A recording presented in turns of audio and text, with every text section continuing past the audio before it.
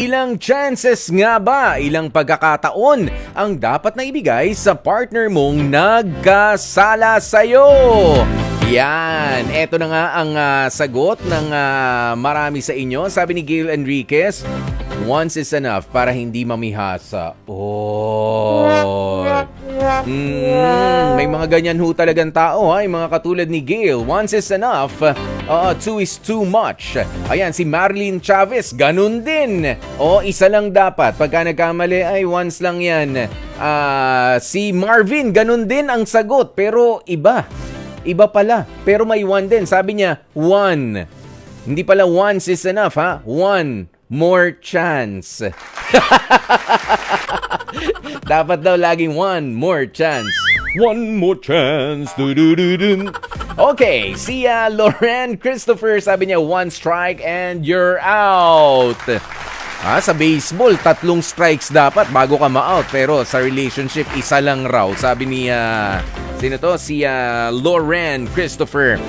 Si SN Angeles, kung nanlalaki o ng babae, wag ka nang manghinayang, palayasin mo na. Ayan, si Clarkson Tumelden, gayahin mo si si Marites ng Batang Quiapo, unlimited, no, ang pagpapatawad. Okay. Ayan, si May Aldemer, hanggat may kaya ka pang ibigay, ibigay mo lang ang pagpapatawad. From May Aldemer. Ayan, si Rosie Arreza, sabi niya, umiba naman, dalawang beses na pagpapatawad lang. Ayaw lang ng once, ha. Si Angeli Araneta, sabi niya twice.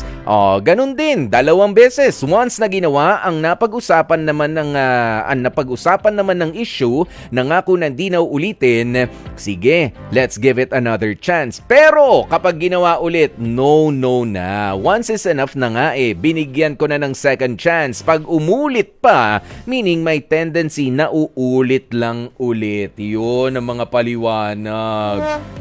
Goodbye sa ikalawang pagkakataon. Sabi naman ni Renato, isa pang pagkakataon, isa pang chance kasi mahal mo nga siya Para malaman mo o para malaman din niya ang kanyang kasalanan at mapagnilay-nilayan niya ito. At pag hindi talaga nagbago, nasa sa kanya na yun dahil ginawa mo naman ang nararapat para sa isang relasyon. Ito si Essie. Si Essie ng Medicard. Hello po sa laging mga nakatutok sa atin, nakakatuwa naman. Nasa head office ng Medicard. Si Essay. Kuya Poy, it depends sa impact ng kasalanan kasi kung minor lang naman, mapapatawad naman yan. Pero kung major kasalanan ang ginawa, parang mahirap, especially yung cheating. Naku, sobrang traumatic yan. So I guess dapat i-weigh muna natin. Kung mabigat, minor o major. Ito si Victor Rino Jacinto, hanggat kaya kong magpatawad, magpapatawad ako. Nax. Ayan, si Ana Marie Magalong, depende sa kasalanan Kung medyo kaya pa na mag-give ng isa pang chance, sige. Pero kung sobrang laki ng kasalanan, no more chance na.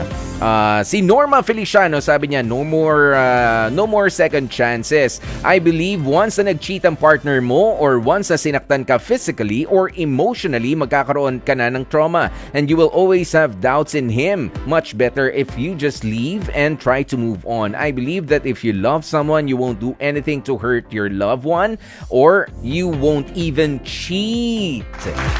Thank you sa inyong sagot. Ang dami, ha?